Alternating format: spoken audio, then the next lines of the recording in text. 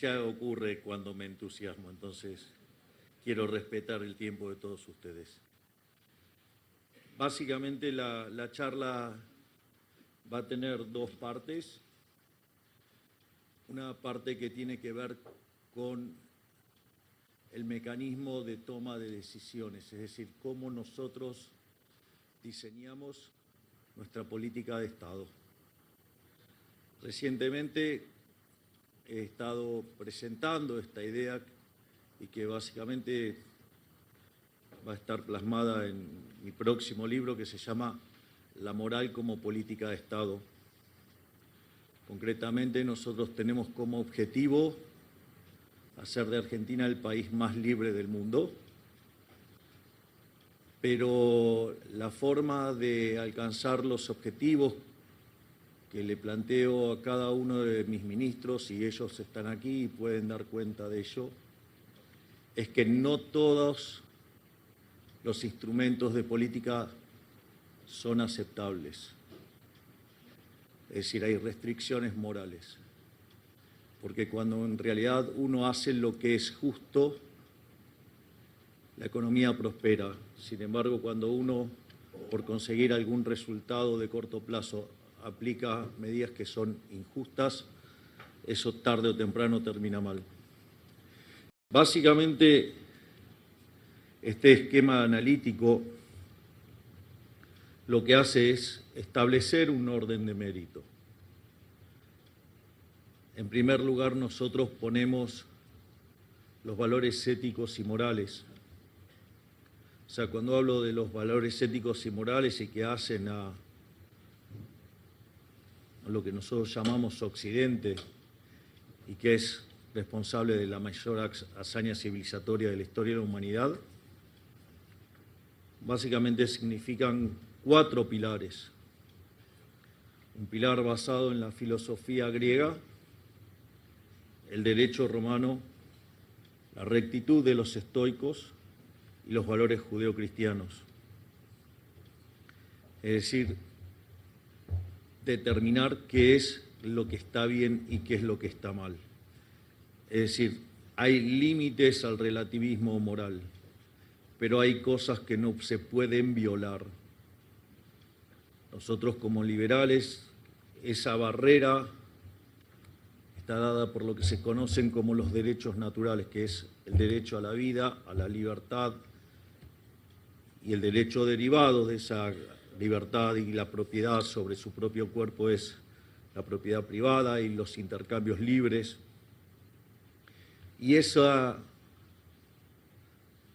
conjunto de derechos, sumados al principio de no agresión,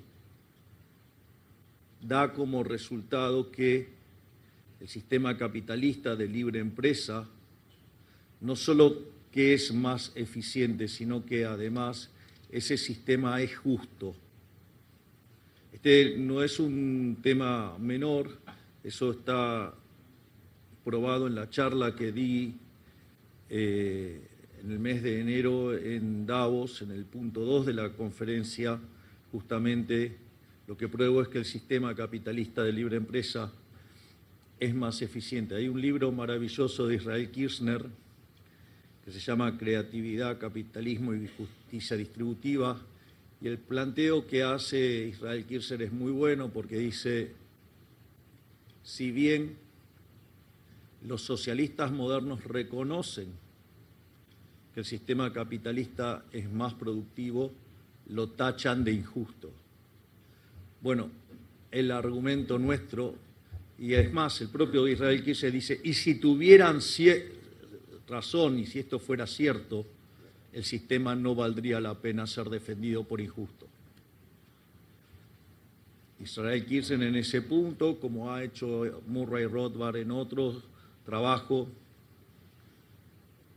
básicamente lo que, y se encuentra en ese punto que hago en la charla de Davos, es no solo que el sistema es más eficiente, sino que además es justo. Es decir, el sistema vale la pena ser defendido porque es justo. La segunda dimensión del análisis tiene que ver con la eficiencia, pero en el orden de mérito está por debajo de lo que son los valores éticos y morales. Y ahí, digamos, está la discusión de la eficiencia estática, y ahí hay dos planteos para hacer. Eso también lo hago en la charla de Davos. Y es que, si uno lo piensa, hay dos formas de mostrar la cuestión de la eficiencia del sistema capitalista de libre empresa. Una es la tradicional, que utiliza la teoría neoclásica, digamos, que trata de reproducir la idea de la mano invisible de Adam Smith. Digamos que en el día de ayer se cumplieron 250 años de esa obra maravillosa. Digamos, Adam Smith es alguien bastante discutido. Desde mi perspectiva, Adam Smith es a la economía lo que Gauss a la matemática, una persona que escribió 200 años adelantado a su tiempo. Pero no me voy a poner a hablar de Adam Smith porque ahí sí, digamos, o sea, se van a empezar a tirar por las ventanas, ¿no? Así es que no voy a hacer eso, quédense tranquilos. Pero la visión neoclásica en equilibrio general de la optimalidad, digamos, básicamente requiere abrazar un conjunto de supuestos para conseguir una estructura matemática que no solo permita demostrar que el equilibrio existe, que es único, que es estable, sino que además, al querer demostrar que es óptimo, eso nos ata a una serie de supuestos y de estructuras matemáticas que nos lleva, voy a decirlo sin anestesia, a análisis de índole verdaderamente estúpidos, a punto tal que en algún lugar los economistas nos volvimos locos, y que cuando el modelo no mapea con la realidad, lo que haría cualquier persona, digamos, supongan que ustedes se enfrentan a un analista y traen un modelo que puede ser muy lindo estéticamente, pero no mapea la realidad. ¿Qué harían? Bueno, cualquier persona razonable le diría al analista: tira ese modelo y trae uno que funcione. No, eso para los economistas es una herejía. Es decir, en realidad, cuando la realidad no mapea con el modelo, lo llamamos fallo de mercado, y algo que verdaderamente es un disparate. Y todo deriva de que no mapea la estructura topológica con la que nosotros queremos demostrar un máximo. En ese sentido, en la parte 3 de la charla que di en Davos, básicamente repliqué la demostración que hace Hans Gemma Hoppe, que demuestra la optimalidad del equilibrio capitalista de libre empresa, pero lo hace mediante la lógica. Y al hacerlo mediante la lógica, no solo consigue el mismo resultado de optimalidad, sino que evita toda esa cuestión fantasmagórica de los fallos de mercado, que son lo que después dan lugar a las regulaciones que destruyen el crecimiento económico.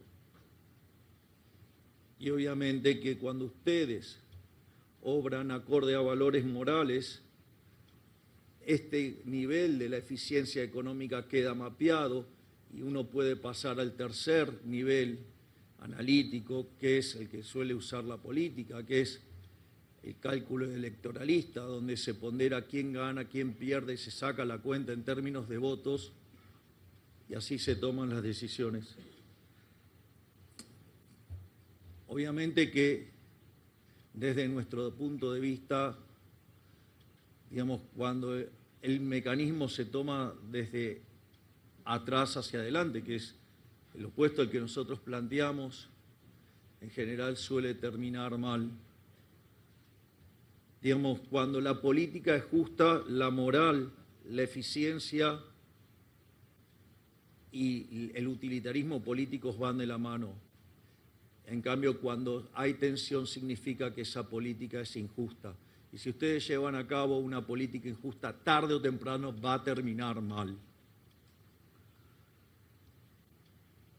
Dado este marco analítico con el que nosotros pensamos estos temas, me voy a tomar literalmente 5 minutos para explicar las recientes discusiones que hemos tenido en Argentina y que básicamente algún trasnochado quiso mostrar como que nosotros somos antiempresa. Verdaderamente algo que nunca se me hubiera ocurrido, digamos, que fuera el ataque a un liberal. Pero bueno, digamos, tenemos enfrente gente mala, pero además creativa, para el mal.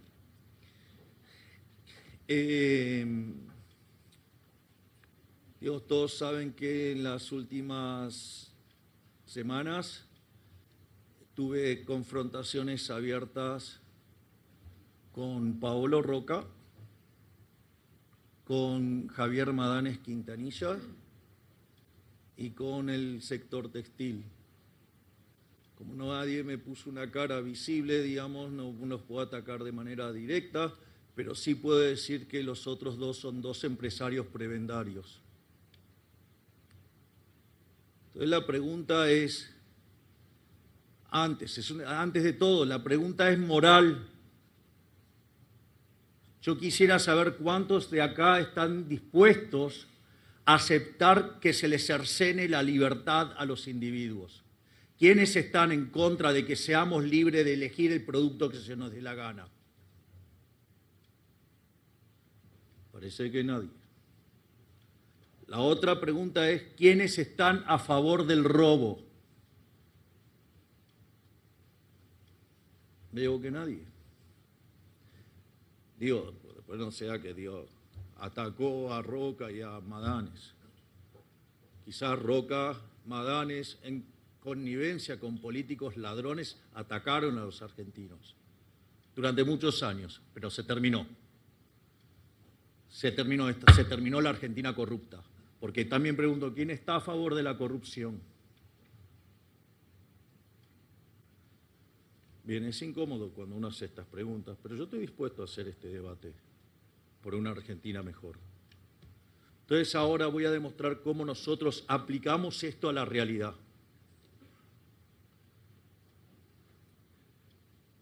¿Qué podría hacer un político populista?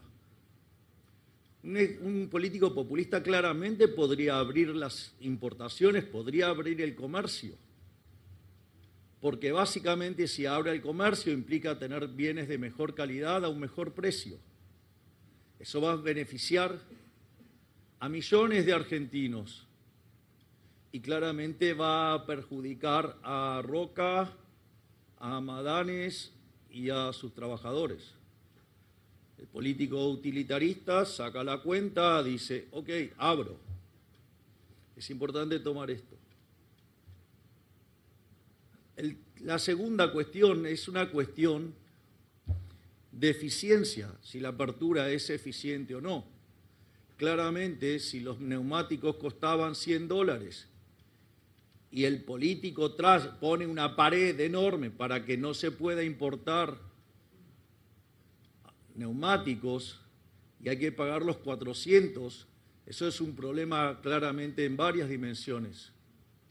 Hay un problema asignativo, están distorsionando los precios relativos y están produciendo algo que no deberían estar produciendo. Claramente, si ustedes abren, digamos, ahora van a poder comprar a 100 y se van a estar ahorrando 300. Es cierto que ese sector va a desaparecer, va a ir a pérdida si no se reconvierte y por ende desaparece. Al margen que dicho empresario haya apretado al gobierno y extorsionado al gobierno con que si no les manteníamos las barreras, entonces nos iba a tirar 920 trabajadores a la calle. Como nosotros nos dedicamos a hacer lo que es correcto, un día antes de tratarse la reforma laboral en el Congreso, nos tiró los 920 trabajadores a la calle. Es decir, no, esto no es un juego de niños. Entonces, pero la realidad es que lo que va a ocurrir es que las personas ahora van a poder ahorrar 300 y lo van a poder gastar en el resto de los bienes de la economía. Por lo tanto, los empleos que se destruyen en este sector se van a crear en otro sector que además está en condiciones de competir internacionalmente, por ende ustedes van a tener una mejor asignación de recursos, una mayor eficiencia, van a tener mayores salarios y menores precios, o sea, una mejora sustancial en la calidad de vida. Entonces, si es tan evidente, ¿por qué entonces hay un político que defiende esto? Es obvio, es corrupción. Si la mejor cuenta es que la eficiencia fluya y que básicamente, digamos, estén bien 48 millones de argentinos. Entonces la pregunta claramente, si no lo hace, siendo que le convendría aún políticamente, ¿por qué sigue sosteniendo ese sistema? Porque sostienen la corrupción. Los Kirchner cuando insultaban a Roca, no lo insultaban porque lo odiaran per se, sino que lo insultaban porque estaban negociando la coima. Por eso se pudo pagar $4.000 la tonelada de tubo de acero y hoy cuesta 1.400. Cuando yo me peleo por el bienestar de los argentinos. Esa es la diferencia. Y obviamente uno podría tener que una política podría ser, digamos, utilitarista en lo político, eficiente en lo económico, pero aún así ser injusta, y si fuera injusta no debería ser defendida. Pero lo más interesante de esta política, que además es justa, porque si yo me gano mi dinero honestamente, perdón el slang que voy a utilizar, pero ¿quién carajo es el político para decir en qué lo puedo gastar y en qué no? Es decir, es un cercenamiento en la libertad, es no permitir que yo disponga de mi propiedad como se me da la gana. Y si la consecuencia de eso es una barrera comercial que no me permite que ese producto ingrese y termino pagando una torta de dinero, digamos $400 la rueda, cuando en realidad vale 100, eso es un robo. Y obviamente ese robo solamente puede ocurrir porque lo permite la violencia del Estado. Consecuentemente, no lo hace gratis, digamos, o acaso se creen que en el Estado hay ángeles.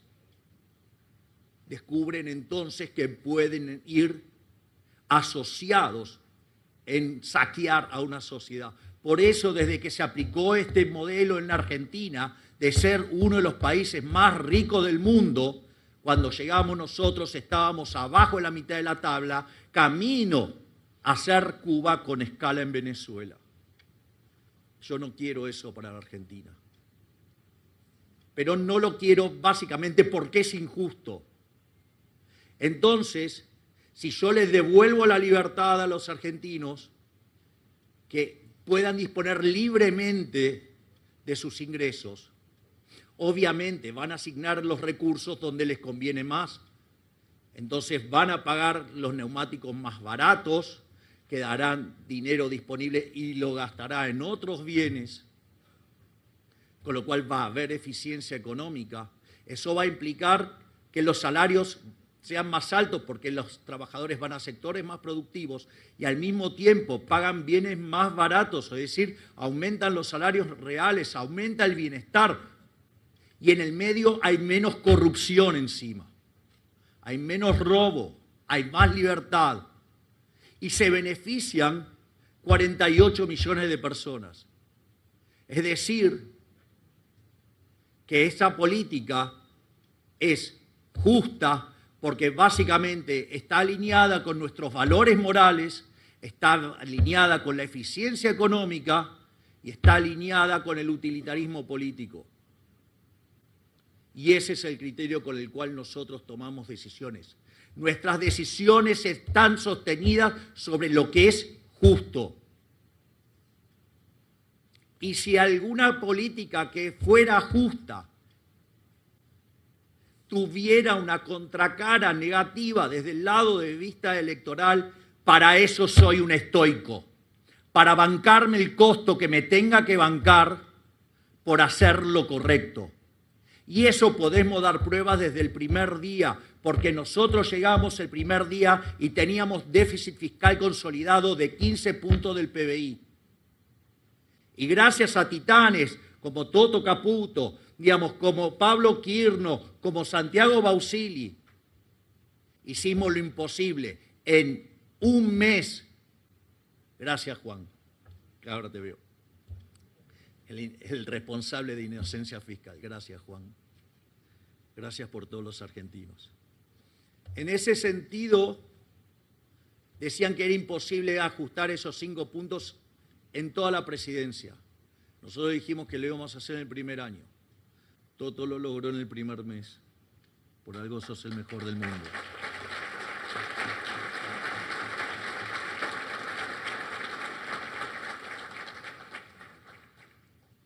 Todo el mundo fingía demencia con el déficit cuasi fiscal. Sin embargo, Santiago Bausili y Pablo Quirno lo arreglaron en 6 meses. Es decir, que a los 6 meses habíamos hecho un ajuste fiscal de 15 puntos del PBI. Le devolvimos a los argentinos de bien 90.000 millones de dólares. Vaya que eso sí es hacer política.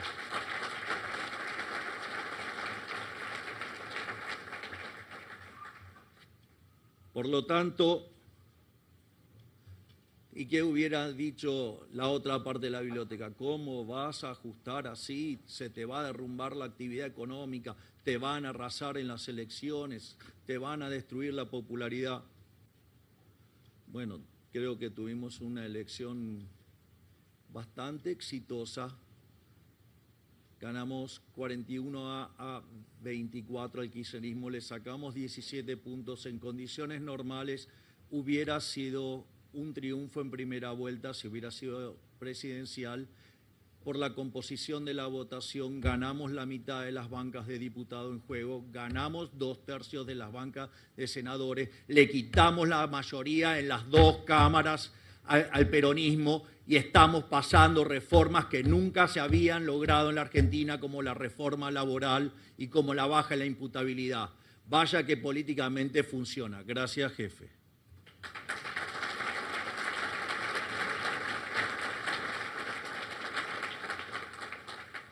Pero más allá de todo eso, el motivo de esto ahora, digo, al margen de todas estas cosas, que puedo desarrollar y ampliar todo lo que quieran, pero no los quiero aburrir, les voy a explicar por qué Argentina es un excelente caso de negocios. O sea, básicamente cuando ustedes quieren evaluar un activo, ¿sí? Digamos, básicamente con el modelo del flujo de fondos, supongamos, hay 4 elementos determinantes en el valor. Uno es la capacidad de generar fondos. Y después está la capacidad de generar crecimiento, está los impuestos y está la tasa de interés. Entonces, respecto a la capacidad de generar caja, o sea, si hay negocios, o sea, digo, hay negocios, y la verdad que sí hay negocios, y hay negocios que vienen fuertes. Uno de los negocios que está trabajando de manera muy fuerte, digamos, y lo veo a Marcelo, y lo veo a Alejandro, y lo veo a Horacio, que me da mucho placer verlos, es todo lo que tiene que ver con petróleo, gas y energía nuclear. Es decir, es algo que, digamos, dejó de ser un sueño, dejó de ser una hipótesis. Digamos, pasamos de ser importadores netos de energía y hoy somos exportadores netos. Frente a un shock que asumo transitorio de lo que está ocurriendo en el mundo, porque no tengo duda que los buenos vamos a ganar. En ese sentido, aún en esta coyuntura transitoria, digamos, Argentina le mejora los términos de intercambio, por lo tanto, Argentina, hacer las cosas bien paga. Tenemos equilibrio fiscal, digamos, nuestras cuentas externas se van a favorecer por el cambio transitorio de los términos de intercambio, por lo tanto, prepárate, Santiago, porque te van a salir los dólares por las orejas. Que no se vayan a inflación, por favor. O sea, cuidado cómo los compras. Ya saben que si fuera por mí, pero bueno. Pero no me voy a meter, digo, es una cuestión de independencia de cosas.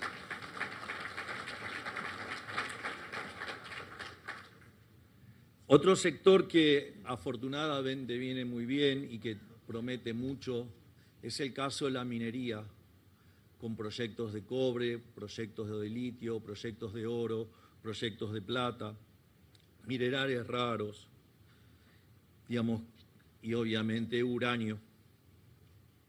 Naturalmente siempre está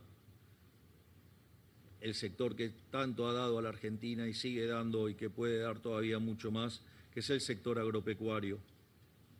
Naturalmente lo que viene de la economía del conocimiento, los data centers, ¿sí? Y obviamente todo lo que se puede hacer en el sector financiero. Nosotros cuando llegamos, los préstamos al sector privado no financiero eran un poquito menos de 4 puntos del PBI, digamos, por lo tanto la oportunidad de negocio que hay ahí es enorme porque podríamos ir, básicamente, si nos convertimos en un país razonable, podríamos ir a 70, 80%, por lo tanto, digamos, claramente hay mucho, pero mucho para crecer.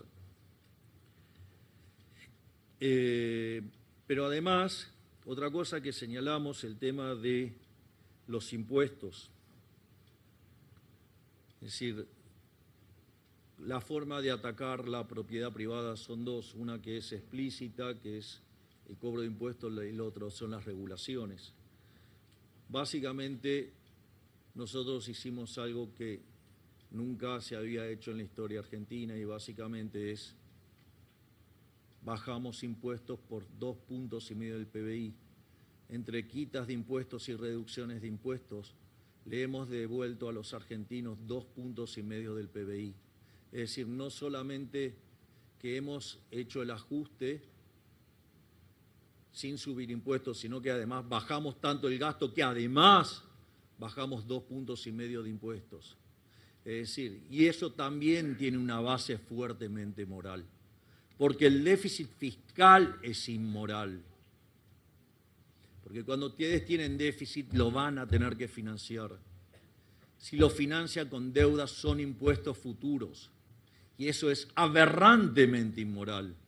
Porque quiere decir que la fiesta de todos nosotros va a ser pagada por nuestros hijos, por nuestros nietos, algunos que no tienen la capacidad para poder defenderse en el voto porque no tienen la edad y otros porque ni siquiera nacieron.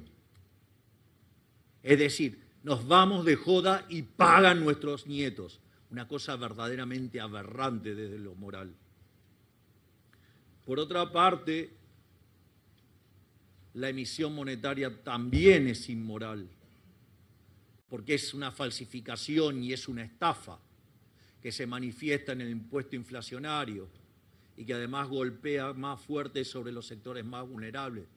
No por nada la tremenda caída en la tasa de inflación, que llegó a estar en torno de niveles del 300, y que en dinámica cuando asumimos del 1,5 diario podía haber escalado a 17.000, hoy en 32, la mayorista en 24. Eso muestra que es una política digamos, pro pobre, porque en el medio sacamos a cerca de 15 millones de personas de la pobreza. Es decir, los desalmados del libre mercado bajaron la pobreza en 27 puntos porcentuales al nivel más bajo de los últimos 9 años. Vaya que funciona.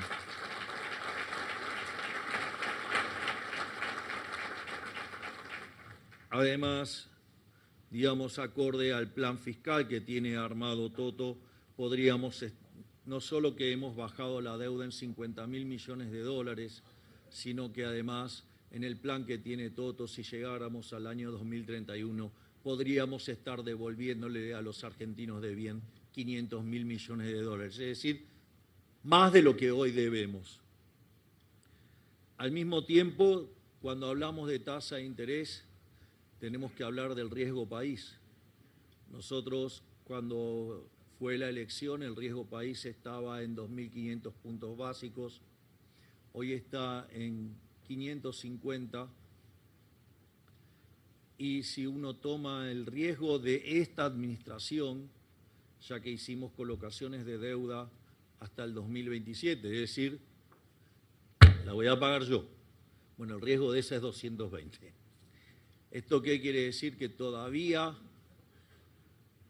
digamos, el riesgo Cuca, ese escenario catástrofe, ese cisne negro sigue causando daño, digamos, para lo que serían las colocaciones más allá del 2027.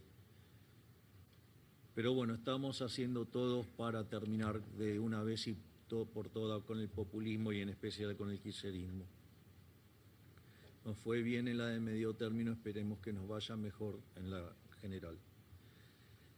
A su vez, también otra cosa que también podemos mencionar es que esto va a impactar también en la tasa de crecimiento, porque si el riesgo país quedara en torno a los 550, la economía argentina crecería a tasas del 4 o 5%, mientras que si el riesgo cayera, digamos, a niveles de 220, la economía argentina podría estar creciendo al 7 u 8%, es decir, que podría estar duplicando el PBI cada, básicamente, 9 años, 10 años. El otro tema importante es que el déficit cero hace que el superávit primario cubra el pago de intereses, por ende la deuda no varía, consecuentemente la relación deuda-producto es no creciente, por ende Argentina es solvente intertemporalmente, por lo tanto tarde o temprano la tasa de interés va a bajar porque va a bajar el riesgo país, es decir, porque vamos a seguir pagando, no vamos a ceder en esa política de honrar nuestros compromisos. Hemos hecho un culto del derecho de propiedad, hemos logrado hacer una estabilización exitosa sin tener que expropiar a nadie con Plan Bonex, Corralitos o cualquiera de esas aberraciones que se hicieron en el pasado. Todo lo que hicimos lo hicimos respetando el derecho de propiedad. Y si se respeta el derecho de propiedad, las deudas se pagan.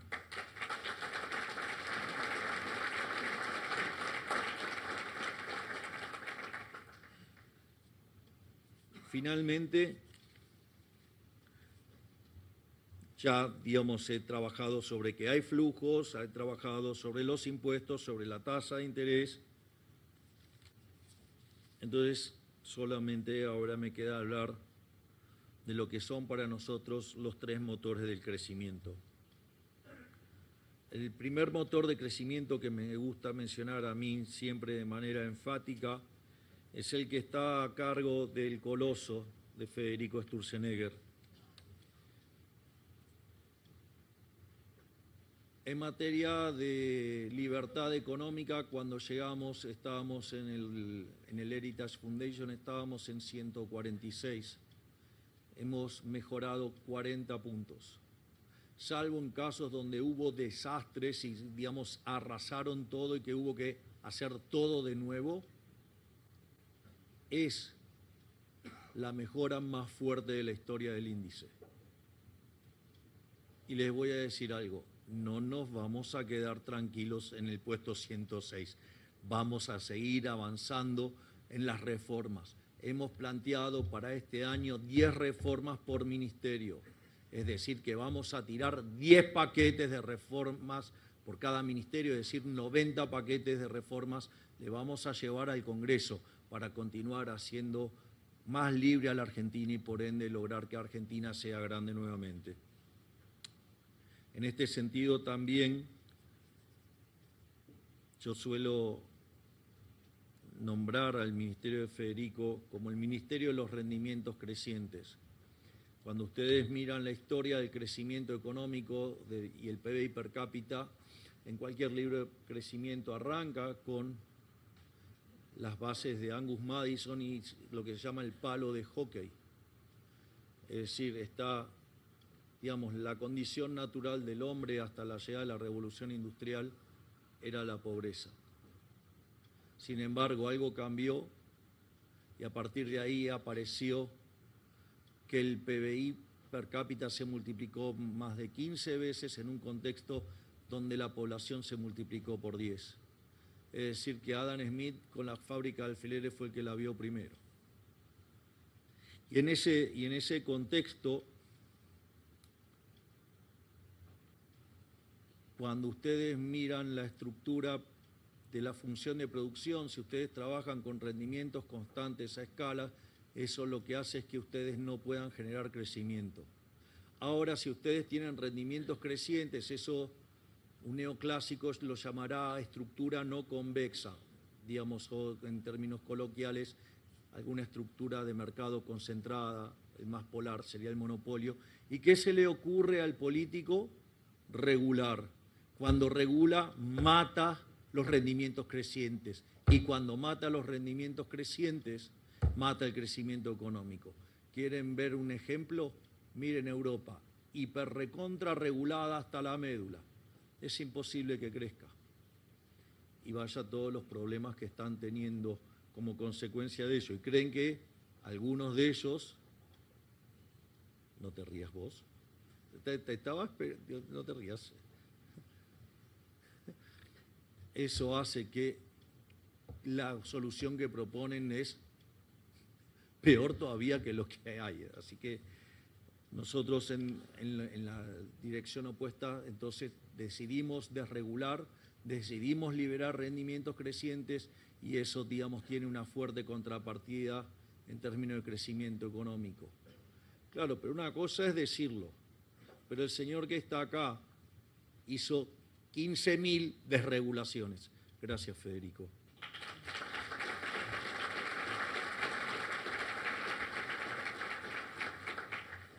Por otra parte, algo que es muy importante en materia de crecimiento económico es el capital humano.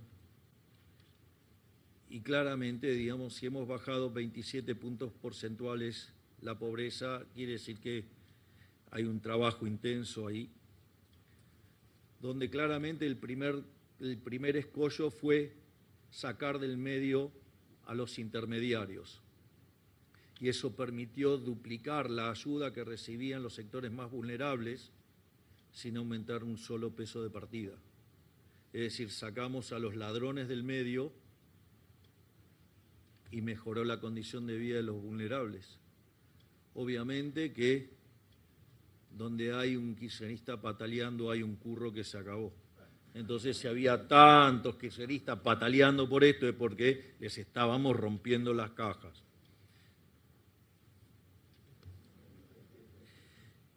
El Ministerio de Capital Humano lo que trata de hacer es vincular el tema de niñez y familia, entendiendo que la primera formación es la familia. Obviamente que esto tiene que estar complementado con el trabajo que se hace desde salud. Gracias, Mario, que estás acá. Y obviamente que cuando uno, digamos, el niño recibe la contención que corresponde en el seno familiar y además tiene salud, eso permite que ingrese al sistema educativo y pueda formarse de la manera correcta para poder desempeñarse bien. Y obviamente, una vez que se termina el proceso de educación, se pasa a la inserción laboral. Por eso también es tan importante la ley de modernización laboral. Digo, primero porque está claro que la anterior no funcionaba, les rompe los ojos.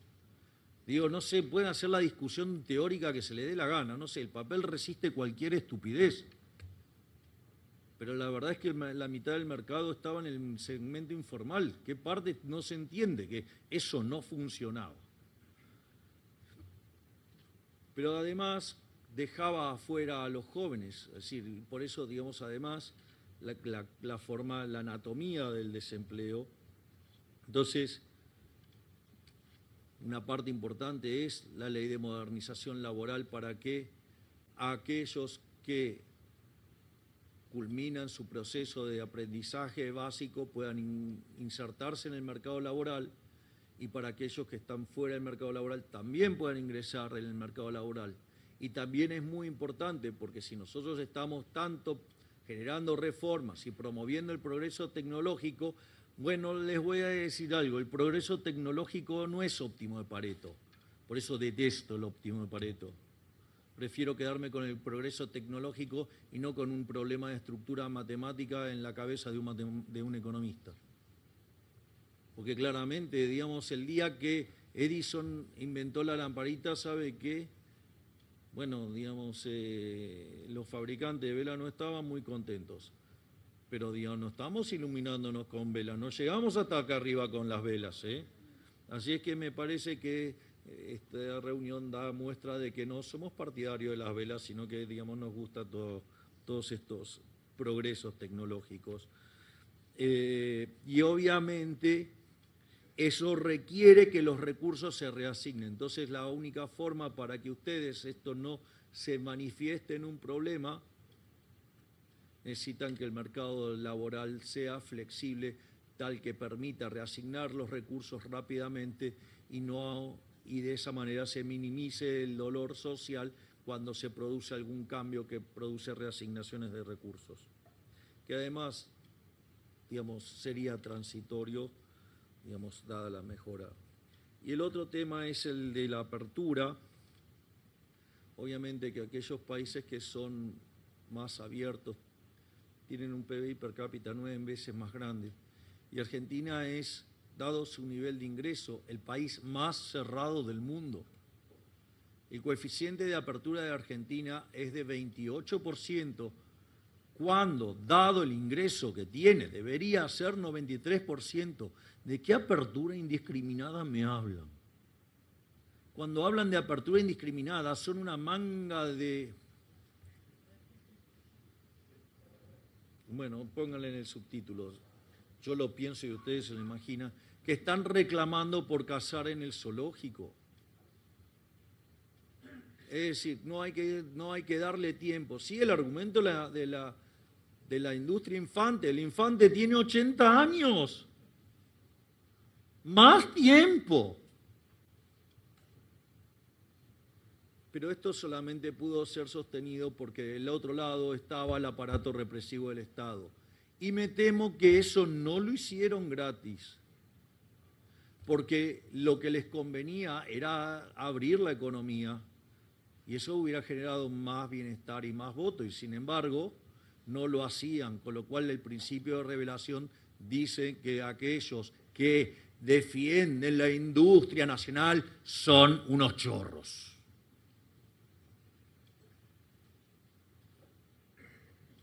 Por suerte nosotros nos estamos sacando de encima a aquellos que usan el nacionalismo berreta de pacotilla para defender el robo de políticos y de empresarios prebendarios. Obviamente que todo este tipo de peleas no son gratis, hacen ruido, pero como el estoico que soy, estoy dispuesto a soportar operaciones, presiones, difamaciones, pero no voy a ceder en hacer grande la Argentina nuevamente.